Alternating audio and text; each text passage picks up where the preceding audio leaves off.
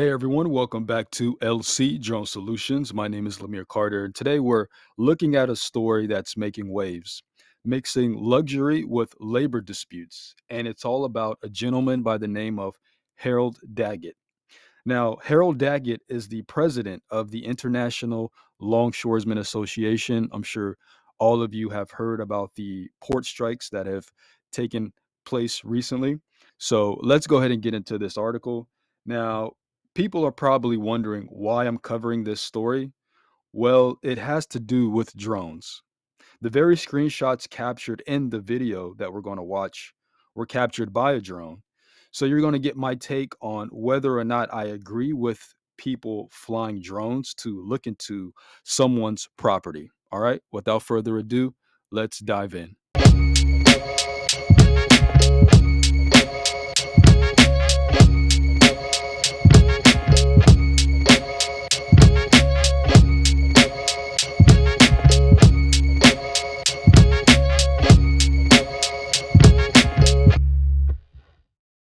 This article comes by way of NY or NewYorkPost.com, titled Union Boss Who Threatened to Cripple Economy Lives in Luxurious or Lux 7,000 Square Foot Mansion.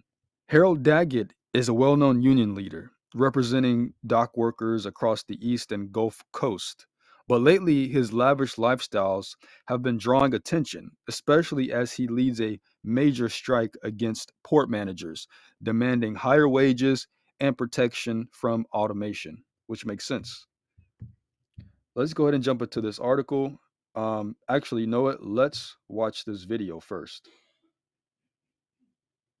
The International Longshoremen Association, a union that has effectively shut down 36 ports along the East Coast and the Gulf Coast. The ports are basically on strike because the workers there are demanding higher wages as well as a ban on automation. And that has drawn more scrutiny to Daggett, who is an outspoken figure. He's given interviews where he's threatened to, quote unquote, cripple the U.S. economy if the union doesn't have their demands met. And the Post obtained exclusive aerial photos taken by a drone of his very spacious home in New Jersey. The house in Sparta Township measures more than 7,000 square feet. It's got what appears to be an in-ground pool, as well as a very spacious patio, what looks to be a pizza brick oven. There was a Bentley parked in front of a 5-car garage.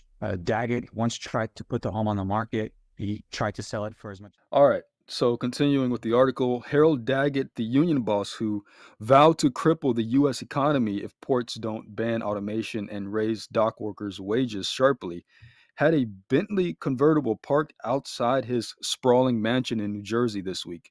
Exclusive photos obtained by the Post reveal photos taken by drone, right, on Tuesday show the British luxury car parked with its top up outside what appears to be a 5-car garage that connects to his 7,000 square foot Tudor style home by a covered skyway. The hulking 2-story mansion, located on a 10-acre property in Sparta, a leafy enclave 50 miles west of New York City, encircles a spacious backyard patio with an amoeba shaped pool. And they got photos here. So I guess what's going on is what's caught people's eye is how Daggett's lifestyle contrasts with the economic realities many of his union members are facing. As he negotiates for a 77% wage increase, I think I just learned that they settled for 61%, 61.5% to be exact, over the next 6 or 7 years. He's living in a mansion valued between $3 to $6 million. A covered outdoor bar is situated next to what appears to be a massive brick pizza oven. A gate on the far side of the patio opens towards what looks like a freestanding sauna, surrounded by a spacious wooden deck. A expensive swath of forest surrounded the property on all sides. The posh compound is nestled in a picturesque section of the Garden State near the Delaware Water Gap, where 5-bedroom homes list for as much as $6 million, according to Zillow. One realtor who spoke to the Post said Daggett put the 4-bedroom, 6.5-bathroom property on the market in 2004 at a listing price of $3.1 million before reducing it to 2.9 million. He eventually took it off the market. Daggett, who fought back federal accusations of having mafia ties, I read that he has a questionable past, actually, uh, became president of the International Longshoresmen Association in 2001, a job that comes with a salary of seven hundred twenty eight 728,000 annually, on top of an additional 173,000 from ILA Local 1804-1. In 2005, he was accused of steering union benefits contracts to firms that paid kickbacks to organized crime at a Brooklyn trial, the Wall Street Journal reported. Okay, so that's not going to look good. And here's another shot of his home. This is a top down. This is what we call a nadir view in the drone world, right? Where it's just basically it's a bird's eye, it's a top down view of the subject.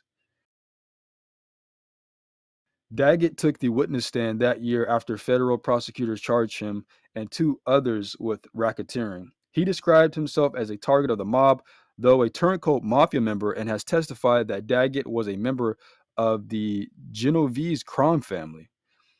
During the course of her trial, one of Daggett's co-defendants, Lawrence Ritchie, an alleged Genovese associate, disappeared. His body was found weeks later, decomposing in the trunk of a car outside a New Jersey diner. So I'm going to kind of skim through this. So let's go to this part. In anticipation of a strike, most major retailers also stocked up on goods, moving ahead of shipments of holiday gift items. But the union has since signaled that it's sticking with its initial demand for a 77% pay increase over 6 years. We have demonstrated a commitment to doing our part to end the completely avoidable ILA strike, the alliance said Tuesday. And here's more shots. They got shots of his brick pizza oven, of a swimming pool, his 5-car garage. Wow. All right. So that is the end of the article. There's some comments here too that I'm going to look at, but I'm going to give you guys my take. On one hand, the FAA has clear guidelines that indicate where drones can legally fly. And it's true that no one owns the airspace. Well, in this case, the FAA owns the airspace. They tell us where we can fly. There are parts of the airspace that are regulated. Pilots are given the right to fly in certain airspaces as long as they're following the rules, right? I'm a pilot, I'm a commercial pilot, I fly. I check my lance to make sure. I check prior to flying in that airspace just to make sure it's safe. But when it comes to privacy and using drones to capture images for potentially harmful purposes like smearing someone's reputation, that's a gray area, in my opinion. Now, while it may be legal in certain situations, it doesn't necessarily make it ethical. And I hope you guys can understand where I'm coming from. And this is coming from someone who is a drone pilot. I'm a drone operator. I've been flying for almost 4 years. I started in 2020 at the start of COVID, is when I began my journey in learning about drone technology. So in cases like what happened with Harold Daggett, you can understand why I might be a bit conflicted. Balancing the rights of drone pilots with respecting individual privacy and responsible drone use is important. Now, some people may say, well, this guy has ties to the mafia, and Harold Daggett does have a controversial past. But despite that, he has consistently, at least from my understanding, from what I've seen in video clips in his interview, he has consistently advocated for his workers. See, he has faced accusations of having connections to organized crime with allegations of racketeering and mafia ties. So I completely understand that, not dismissing that. Despite his checkered past, Daggett has remained a staunch advocate for dock workers, particularly in fighting for better wages, job security, and protection against automation at ports. So I can't really fault the man for that. Again, the reason I'm covering this story is because it ties back to drones. Someone flew a drone over this man's property.